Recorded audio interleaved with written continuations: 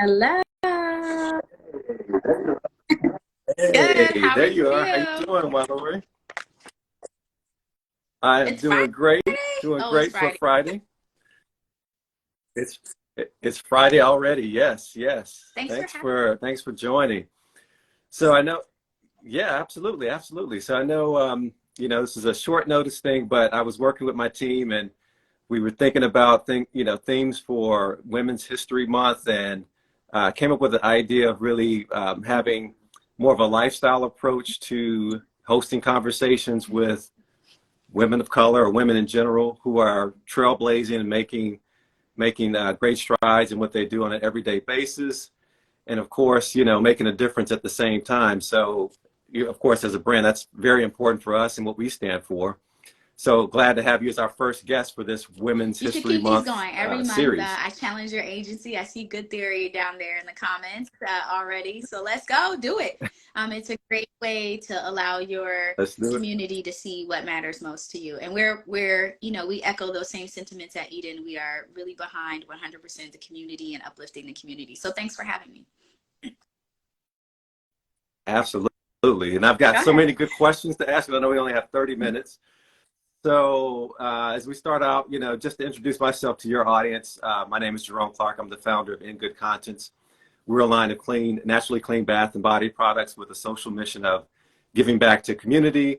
And we do that through giving back a portion of proceeds through our product sales, but also in working with a variety of minority and Black-owned vendors throughout our value chain process to help us bring our products to market. So in essence, we're making a difference not only in people's everyday personal care routine, but in the community at large as well. So tell us a little bit about Eden. I know you share some of the same values when it comes to product formulation, but I'll let you Sure. We are say a a bit natural hair more. care products company. We do have a few body items, but they're like limited time offerings. Our products are made with natural ingredients. They are made to address hair concerns, dryness, breakage, scalp issues, etc. Thinning, split ends, all of those good things that we live with on a daily basis. And our mission was to ease the lives of women and now men and families, etc., through the process of giving them products that really work. So high quality, natural, and then we believe we are extremely affordable right there at that $10 price point. So we do a lot of community projects. So we do a lot of collaborations and partnerships, whether those are with Black-owned brands, women-owned brands, or even ally brands. So yeah. Great, great summary. So thanks for that. And I know you do much more than just your role at Eden, and we'll get into a little bit of that here shortly. But let's talk a little bit about how we met, going back last October at the Women of Color Fashion of Tech brunch, and of course, I was honored to be invited as a non-woman to the to the event. But I got to meet so many fabulous people like yourself. And just tell me about your experience that you had when we So met we were at both in a that room particular about event. building brands, right? And branding. And it was an opportunity for business owners and invited guests to stand up and share their stories. And I think I was initially intrigued because you stood up. Again, you also stood out as one of the few men in the space.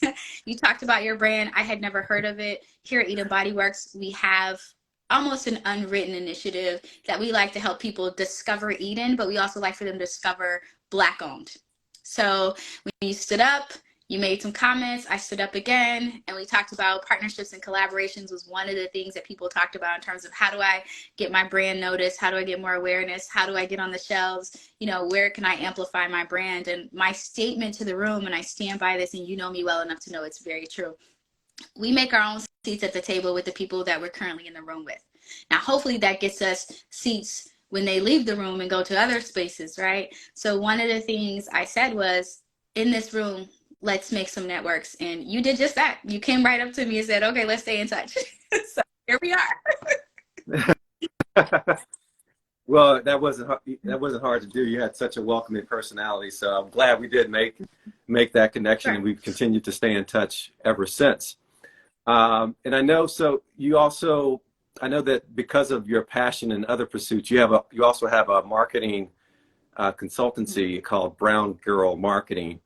And I just recently became aware that you were accepted as an advisor to a pretty savvy, a pretty distinctive group. I want to tell us a little bit more about about that, your agency, and also this new Sure. So the partnership new that partnership is you're super forming? exciting. So I'm going to jump right into there since you mentioned it. I was accepted to be one of the dozen, very selective group of business advisors for the latest cohort of Goldman Sachs Black in Business, 1 million Black women. So they have an initiative where they are working with 1 million Black women-owned businesses to really drive their businesses further and faster. And they use or lean into current entrepreneurs and community and corporate leaders to help them, give them the skills, the resources, the experiences to really move those businesses and move the needle. And I'm one of them this cohort. So it's seasonal, but this cohort, I'm happy to be selected. I'm actually honored and humbled to be selected. And for those of you who don't know me, since Jerome does also know this already, this is not only my passion, it is fully my calling and my purpose. So I am living my best life through the program, and I'm excited to do it. Second piece of that, so go ahead, Absolutely. would be brown girl marketing, Yeah. which again, it's just what it sounds like. It's a brown girl who markets to women of color, so brown and Black women. My marketing expertise, I am a brand builder, I am a strategist, I am a connector or a dot connector, I am a resource, I am a Black girl champion, but most importantly, I am all about whatever uplifts our community. And again, whether that's In Good Conscious with Jerome, or that's, Eden Body Works, or any other women-owned brand, my daughter's lotion brand, whatever it is, I'm into it. Because I believe that we have to start recycling our dollars, recycling our talent, and making sure that we're pouring into the resources to give future generations better starts than we had. Awesome. Thank you for sharing a bit more about your agency and also the new partnership that you're recently got accepted to, which is a big congrats to you for that, and wishing you continued success, not only with that, but with your own pursuits as well. But you talked a little bit about your passion and working with up and coming entrepreneurs and just giving of yourself, helping others to succeed. I think one recent example of that, as it pertains to you and I and our partnership, we recently partnered on an influencer program, which I was thankful to be invited to participate in that. But I wanted to share with the audience or people that are attending, wanted you to give a little bit of background about that program for Black History Month, what it was about, and how you invited the brands to participate, because I know that some of the people that are attending or viewing this live are influencers or content creators. So give us a I little bit of am background definitely a about that proponent program. of using influencers and content creators as your brand ambassadors. Clearly, user generated content. I think, even everyday people are brand ambassadors, right? But in this particular instance at Eden, we have cultivated seasonal cohorts where we do 6 months of our ambassador program. We take 6 months off, we come on for 6 months, and we really put together 6 months of messaging, 6 months of product delivery, 6 months of instructional assistance to help the content creator or the influencer broaden their spectrum in how they deliver content, and we give them the tools to do so. So every month it's a mix of 2 to 4 products, sometimes a little bit more. And then there's a focus. In our hair care space, it could be on dry hair, porosity, or it could be on a regimen like straightening your hair, or it could be on just products to help with definition. So there are themes to the boxes every single month. And we select students. This year we have about 40 in the program. We've had as many as 175. Depends, right? COVID gives you a lot more because everybody's at home. Now everybody's back out in the streets, and then our team's a little smaller right now. So we want to be supportive.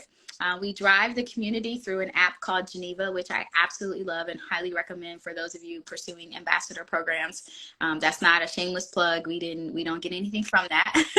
And every month the box is curated. It's curated by yours truly right now. It has been curated by other members of my team in the past.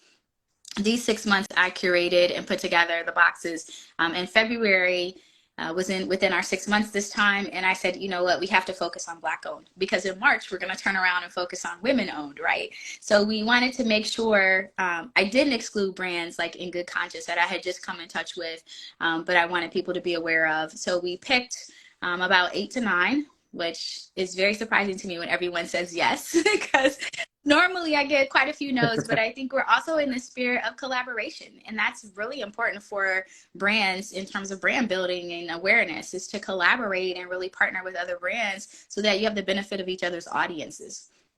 So we challenged our influencers to not only promote name, call out these brands in the box, but be thankful and intentional and purposeful in their content this month. We have a lot of eating content from them, like hundreds of pieces of content over the past 5 months or so. So we said this month, let's pay it forward and let's give some exposure to these brands. And I think hopefully you're liking what you're seeing, but the girls are really enjoying it. I see Absolutely. Princessa Curls here in the comments. She's saying she's introduced to your brand by Eating Body Works. And that makes our hearts full that we have an opportunity to pay it forward to you all. Absolutely. No, definitely good content, great work. And, shout out to the influencers that participated in the program. Yeah, we were really happy with the results and the content that was shared. And yeah, it was definitely came in handy and useful for gaining awareness, but also product discovery. So that's awesome. Any advice to influencers or any roadblocks maybe that you might give to influencers who are looking to kind of grow their presence online with working with brands So like Eden or In with Good Eden, Conscience? everybody sends us this nice email to this email address that we publicize. And the team, we rotate in there like once or twice a month. It used to be weekly, but it's a lot, right? It's a lot. But in our early stages, we really discovered influencers and content creators by their authentic posts about our brand and tagging us. And not just tagging us in the caption, but also tagging us on the photo so that we could see it later. Because some people just tag you in the caption and content creators don't realize it rolls off of our screen that we can see that. So we may miss that post and never have seen it. But if you're tagging us on the photo or the reel itself, it stays in your tagged section on Instagram. So we have an opportunity to see that you really authentically love our brand. You want to talk about us. We're a part of your daily lives. And so we learn more about you. And when we have campaigns where we think you'd be a great fit, it works. And sometimes that's just everyday moms or everyday women, living their best lives. It's not even a content creator or an influencer. We may have some type of campaign that either is social or even digital, like through our blog or through our email blast where we want to feature you. So there's tons of ways you could be featured or noticed. And I think so much so we always think everything is a paid opportunity. And sometimes it's just a get to know me opportunity. I like to think of building a relationship with a brand is like dating. Your first date, I might not take you home. Right? So give me an opportunity to see what you're all about and to see your messaging and if you really get my brand and get an understanding of it. So then when you come to me, you ask me to compensate you for additional content because you should have already been posting about my brand.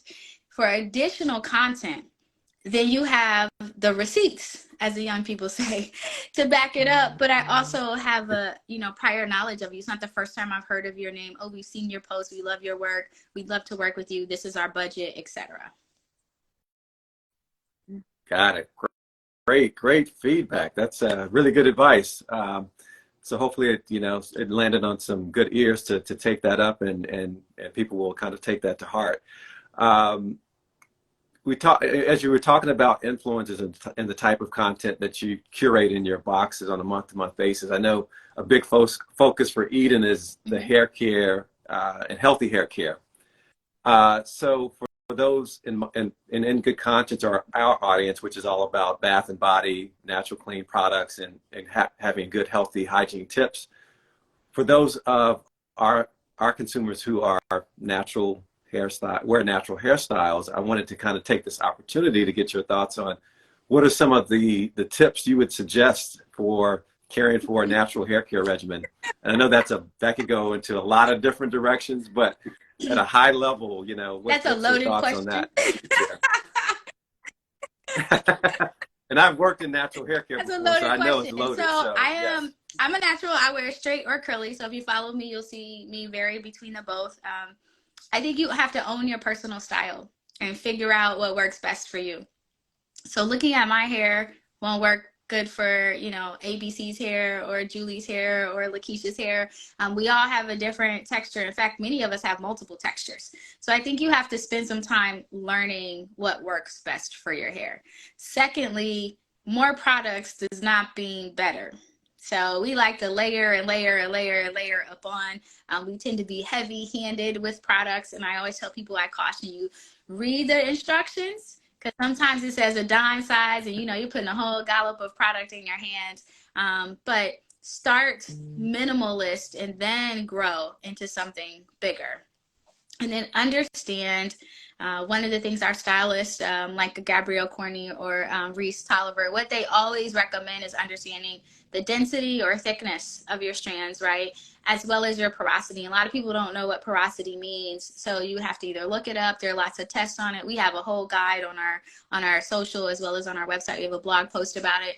But understanding if your product and really what porosity teaches you is your hair open? Do your strands, are they open to absorb products, or are they more closed where products just sit on top of it? Because that's going to dictate the thickness of a product on your hair, the texture that you like to have. Is it creamy leave-in? Is it a spray-in leave-on? So all of those things come into play. But the number one thing is learn your hair. 2, be patient. And 3, when you find success, replicate, duplicate, replicate, duplicate. So. Makes perfect sense. Makes perfect sense. From a I guess a theory standpoint, as you can see, I don't have any, but I'm sure the audience would definitely appreciate those tips, and my audience as well. So thank you for sharing that advice on the natural hair care front. So I want to switch gears just a little bit because, you know, of course we connected on a professional level, but one of the things that I really admire about you as a person is how open and kind and transparent you are with your personal story and outside of just the business realm. And one of the things that that you shared before is the fact that you're also a new mom, a relatively new mom, and you were blessed with having a child at a later stage in life. And again, I know a lot of the audience, and this is, you know, Women's History Month. We talk about, you know, something, motherhood is very, very near and dear, obviously, to women and to men as well. We appreciate that sacrifice you guys make for the family and those things. But can you talk a little bit about your experience in giving birth at a later stage and what that was like, and kind of how did you manage from a health and wellness standpoint to get through that period, and kind of talk us to where you are today with Sure. So I with actually have motherhood 3 journey. kids, but the one in particular that you're mentioning happens to be our blessing baby. I don't like to say surprise anymore because that seems like you're not so sure if it's a good or a bad surprise. So I'd like to call him our blessing baby. So I did have him over 45, which a lot of women slid in my DMs from the minute I announced the pregnancy. Like, how did you do it? And I didn't even realize, and apparently this is how in tune you are to the community, and kudos to you, Jerome, and good conscience about women and women's health. I didn't even realize that it was that much of a topic over 40 because I already had 2 kids. So by the time this third one came along in that age, that age is so heightened, right? It's high risk. It's like, wait, she can still do it. It's almost like it's a miracle, but of course we understand it's a blessing. And he was conceived naturally. So that was the other thing I got a lot of questions about. Was it IVF? Was it this? And it was like, no, I thought, honestly, I was going through premenopause, went to the doctor, wasn't feeling 100%, had kind of an aha moment. Anybody who lives in New York, I tried to walk up the stairs at the 63rd Street train station after a meeting and like literally had to sit down on the stairs, which you never want to do in New York. You don't want to sit down anywhere in the Yes. subway. And I was at the That's doctor the next day, and my husband kept saying to me, "You think you could be pregnant?" I was like, "No way." But I was pregnant. So that journey then, at my age, I was at the doctor every week because that's what you do, right? Now my health becomes a super high mental priority. So I was already working out, but now my workouts had to adjust. I am a high risk anyway, so I had to then calm and pivot. So my workouts were no longer running. I was just doing mild walking on the treadmill. I was really conscious of what I was eating because I had prior birth that was like 24-week pregnancy. My son, he is living. So thank you. Everyone always is like, don't just say 24 weeks because people don't understand if he's alive or not. That son is living. And then I had this pregnancy, and this pregnancy, quite honestly, was my best pregnancy because I was so consciously, Oh, and I'm saying that word purposely, and intentional about it being the healthiest and safest environment for me and my baby and my family. So when you say, you know, consciously, what does that mean to me? We have to, and I don't mean this in a bad way, women are going to come at me, I know. Sometimes we have to pivot and slow down for a temporary time so that we can put ourselves in the best situation possible. Because, you know, I could keep going. And I realized perhaps in the keeping it going and not having the right medical people around me and not having the right mental about my nutrition and my health and my wellness throughout the process. Like I'm thinking, oh, you could just be you. But you are not just you. You are growing a human inside of you. And sometimes, unselfishly, you have to give heed to the human so that they can have the best entrance into the world, and then you can resume your normal practices. So I thank you for that. But my community was really amazing. My mom tribe was really amazing and came around me because they knew a lot about my past stories with birth experiences. Wow. That's amazing. I'm so glad you shared that. I'm sure that would resonate with a lot of women because that's a Mhm. trend. Women are focusing on their career, putting in the work, and then at a certain point they're ready for children. And sometimes it's later in life, and some of those things become real topics. And having that right approach in health and wellness practices to help you through that is something I think is valuable wisdom that you I that want you've to add something shared. really I'll quickly. And ask the one products other. that you Oh, go use. ahead. So now there's concern about women who take Tylenol. Everything in our house is pretty natural because I have a girl in the house, right? So because, you know, we have sensitive areas, not that men don't, but I was always trying to be conscious, but even more so when I became pregnant. I've never read a label so much in my life. And a lot of moms probably will tell you that the adjustment that you make mentally to recommit to just a cleaner environment in your home is it's quite a process. Oh, yes, absolutely. And that is something that we clearly take in consideration as we develop our products as well. So that's a very important point. Thanks for elaborating on that. I was going to also just kind of close off on this topic by asking, so those of us that are partners or, the men in women's lives that are going through this pregnancy, what would you say from a partnership standpoint was helpful for you in getting So I through think I say this that in some of my pregnancy posts, so journey? you guys haven't seen it. I've written blog posts on it on Black Love and other sites as well. Um, my husband really understood he had to be mom and dad sometimes just because it would exhaust me, or we didn't want to test the waters and push me to early labor or something like that, because we've been through that process, right? So I would say, and he travels a lot. So for men who, it's always like, I don't know what to do because she's really carrying the baby. She needs some rest. Sometimes you have to remind her she shouldn't carry the groceries. You should carry the groceries because the weight there is also putting pressure on the baby. He was really good about, we have a thing called Takeout Thursday in our house, and he was like, okay, so maybe you don't need to cook, 3-4 times a week. Maybe it's takeout 3 times and you cook once or twice a week, and you do a casserole or something like that. So we really, and everybody's roles in their home are different. We have very traditional roles, although I am very corporate and love to work. So I'm not a stay-at-home mom, although I am happy for the moms who do that because it's the hardest job in the world. And I've been in those shoes before. But I love the energy and vibrance that I get from being out and working and being able to give back in that type of corporate or entrepreneurial setting. But we really had to do a lot more role sharing. And again, there are lots of stay-at-home dads that are amazing. And again, it just depends on your role in the home. So my husband would love to never touch a piece of laundry, but his wife could not do the stairs. So he did the laundry and I folded it. Like we really went to bat over it. I love doing the laundry, so it's not a big deal to me. I don't mop, so he mops. There are things that he was doing though, and things that I was doing that he had to do. He had to bathe the kids and every night because I couldn't lift the kids. I couldn't carry them. If they fell asleep on the couch, there was no more I'm taking them upstairs to their room. That just wasn't the scenario. So I think role sharing, lending a helping hand during postpartum, my husband did something that at the time I didn't know how beneficial it was. So my mom and my grandmother were here for my last son's birth. They stayed for 2 weeks. He actually went to work during the 2 weeks. So when they left, he then took maternity leave. So then I literally had 6 weeks of Mm. help.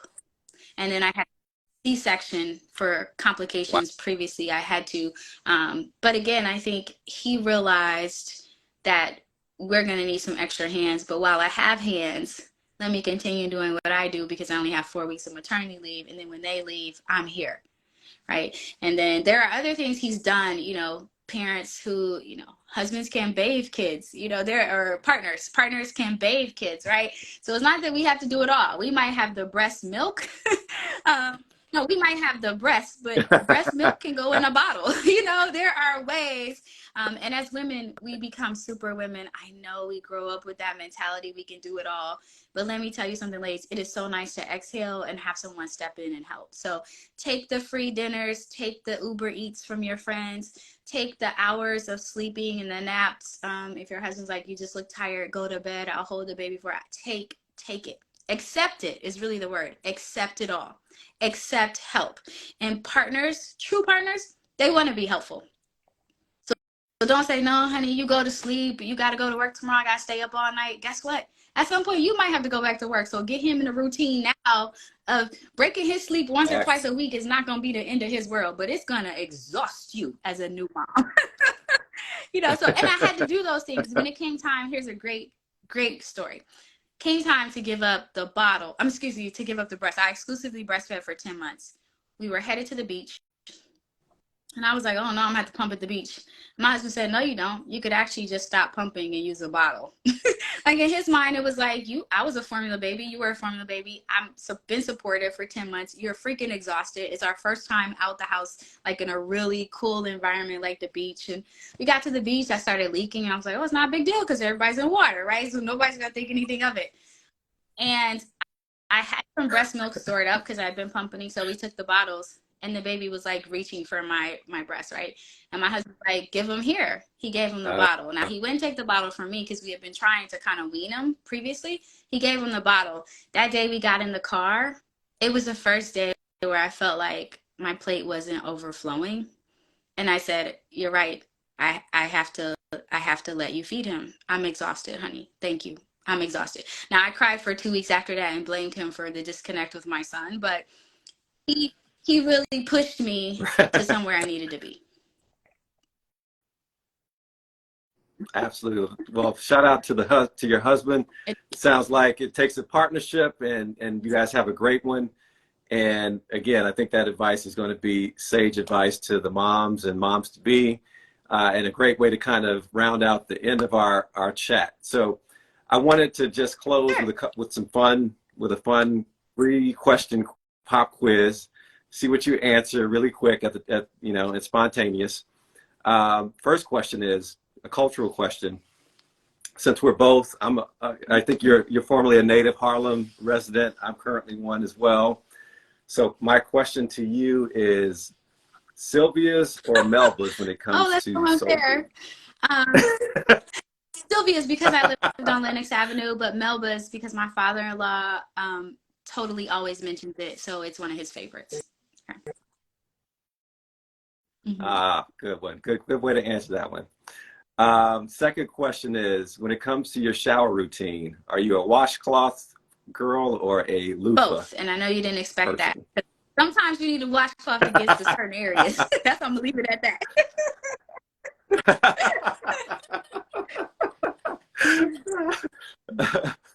Oh, great answers. Okay, and then last question is, when it comes to In Good Conscience and the products or the brand itself, what's your favorite product or brand value that you align with from a customer? I love something I can use from top to bottom on my body. So because we have sensitive areas, our face and other areas on our body, I'm gonna leave it at that.